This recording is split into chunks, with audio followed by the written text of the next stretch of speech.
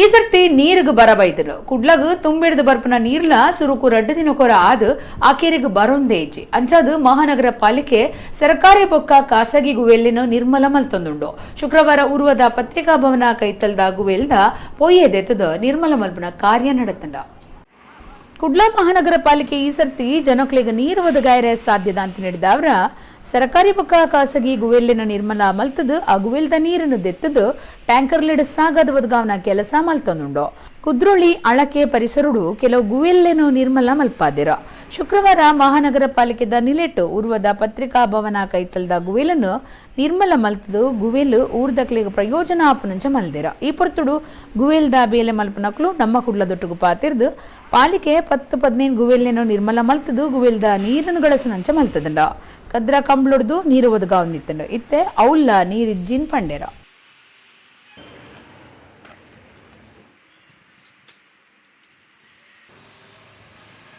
ಎಂಡಾಗ್ತಾ ಬರ್ತದೆ ಆದರೆ ಇಲ್ಲಿ ಬಾವಿಗಳೆಲ್ಲ ಕ್ಲೀನ್ ಮಾಡಿಸ್ತಾ ಇದ್ದಾರೆ ಈಗ ಕಾರ್ಪೊರೇಷನ್ ಲೆಕ್ಕದಲ್ಲಿ.